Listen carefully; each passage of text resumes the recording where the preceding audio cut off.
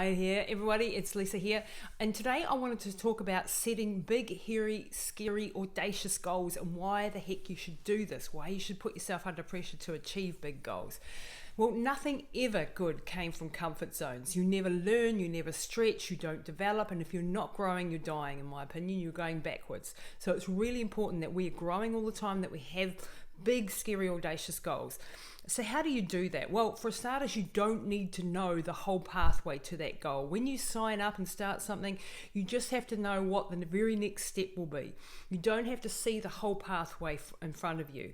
Another trick is that I learned this when I was running through New Zealand. I was doing 2,250 kilometers, and I was standing at the start line panicking and freaking out and thinking, how the hell am I going to do this? And it was all overwhelming because the job was such a big one. And so I went over to my mum and I had a bit of a cry, as you do, and I said, I can't do this, I'm terrified, it's overwhelming, I can't do it.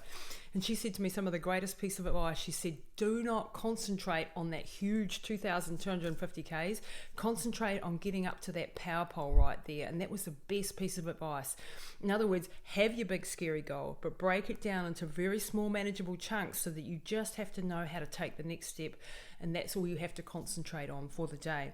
Another thing is that when you set a goal, you activate your reticular activating system, which is a part of your brain, right, that tells you and filters all the important information out. Now, when you set a goal, you're actually telling your brain that this is now important for you. Give you an example. If I decide I'm going to buy a red Mini Cooper, and that's my goal, I want to achieve that. Now, all of a sudden, I'm going to start seeing red Mini Coopers all around town, because my brain, now the same number are there as there was yesterday that I didn't notice because it wasn't important and I hadn't told my brain that it was important.